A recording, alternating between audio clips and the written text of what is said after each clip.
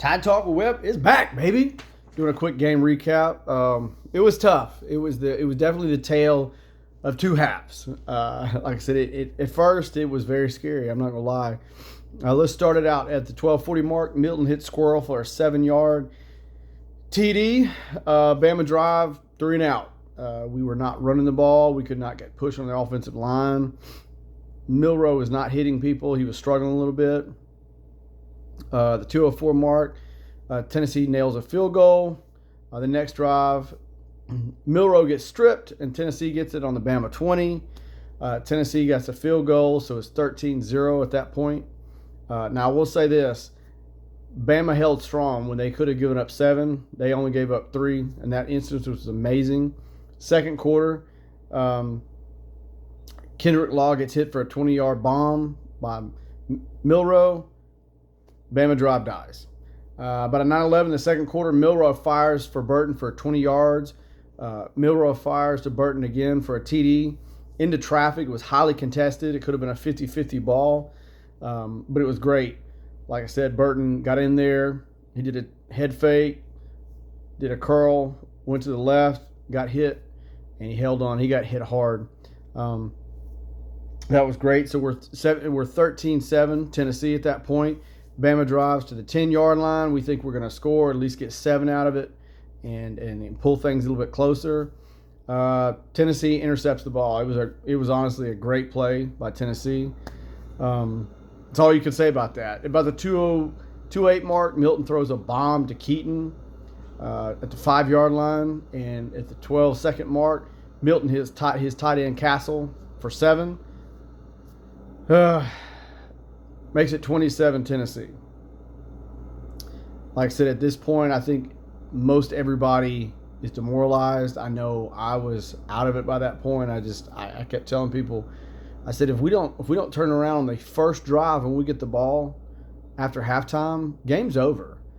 We were not blocking, like I said. We were not hitting short intermediate passes for first downs.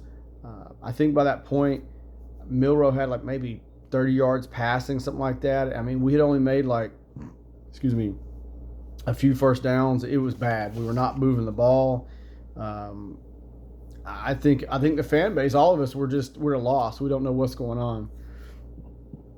Second quarter starts.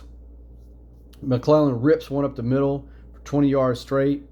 About the 14-19 mark, third quarter, Milroe hits a 35-yard bomb to Bond in stride for 7, making the score 14-20 Tennessee.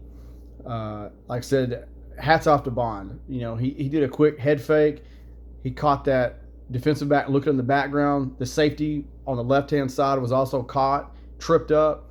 Bond was wide open. Great pass. Milroe hit him in stride. I mean, it was everything you wanted to see. About the 11-12 mark of the third quarter. Well, let's back up. Tennessee goes 3 and out really quick after that. The 11-12 mark, third quarter, Bond gets hit for a 20-yard bomb. The drive sort of stalls out. We get a field goal, so it's 17-20 Tennessee. The Bama D stands up again, 3 and out Tennessee really quick. About the 5:05 third quarter, Burton gets hit for an 18-yard bomb and catches it, comes down with it, highly contested. He got hit. I thought it was hurt. He got hit so hard. He did great, popped back up.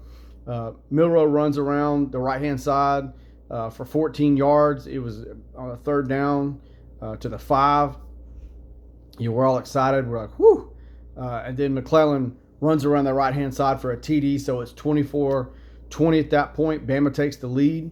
Bama D stands tall again, 3 and out. We're heading into the fourth quarter. Everybody's still got tight butthole. We're all worried. Like I said, fourth quarter, 12:43, Milroe runs for a 20-yard scramble, keeps the drive alive. It kind of stalls out a little bit. Bama hits a 50-yard field goal by Reichard. Great field goal right down the middle. 27-20 Bama. About the 7:34 mark, fourth quarter, Bama sacks Milton. I mean, they're starting to drive. They're getting some momentum. Strips the ball out. Campbell grabs it, scoops it, and scores 34-20. That's how the game ends. That's a quick recap. Like I said, it's one of those deals where, I think, and I'll admit, I had pretty much written them off. I was like, man, I don't know how we can come back because we can't even get first downs. We, shoot ourselves in the foot, and it was kind of reminiscent of 2009. I had kind of given up. We're 27 at that point. I go in the bathroom to drop off a dirt snake, do a solo clog job, and I'm sitting there, and I'm looking through my phone, just looking at other stuff because I'm just kind of upset, And my buddy's like, "Whoa!" And we had just scored, and I said, "What? And he's like, "Get out, come out and watch the game." He's like, "We're coming back," and I'm like, "What?" I get out there and watch the rest of the game and couldn't believe it. I was sitting there texting Harvey Webb, my dad. I was like, "Get out, hey, go home, turn on the game," because he'd called me, because he was doing some business stuff, and was like, "How was the game?" I said, "It's 20-7." I said, "It's over. It's just I said, unless we can have the tale of two halves, it's done." And I said, "We're gonna have a lot of stops. That Bama D is gonna have to play flawless," and they did. Hats off to the guys. In this situation, you need to give credit to Tommy Rees. He switched up literally his whole game plan. It was totally different when he came out the second half. He was doing all these misdirections. We started running the ball. We were even it wasn't great. If you look at the yards in the second half, it still was great because McClellan was getting 4 yards a clip. Not only that, Milroe had nothing, pretty much no yards passing. He finished out with 220 yards, 2 TDs, 1 INT. INT really wasn't his fault. It was tipped, but he did get stripped on the fumble. But then again, Bama D did stand up and only have 3 out of it. So that was a huge, huge thing. I'm really excited how we were able to be perseverant, how the team was able to overcome the adversity, how the defense locked stuff down, how Tommy Rees, I feel like he grew in this instant because, he doesn't have a Bryce Young. He doesn't have a Tua Tagovailoa. He doesn't have a Mac Jones. He just doesn't. But he's got more of a Cam Sims, and that's fine because he's tailoring the offense towards him. And, I know there's certain instances where Milroe does struggle. There's some first downs we easily could make with a little bit better passing, but sometimes that's what you get. He's still learning. He's one of the younger QBs in the SEC by far.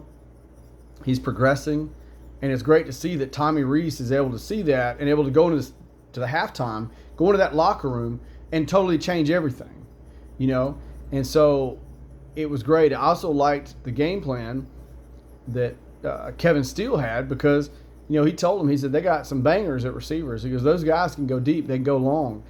And he knew that. And I thought the defensive backfield all game did not let up on those receivers. They did not, just kind of jog off, or they didn't get caught looking in the backfield. They stayed with them all game. They did not let them break off routes. All in all, I think it was good. It was a tale of two halves, and it was a struggle. It was a struggle to try to, stay engaged and watch the game, especially at halftime when you're going into the locker room 20-7. Hats off to the Bama for staying with it, not getting discouraged, keeping the focus on the next play.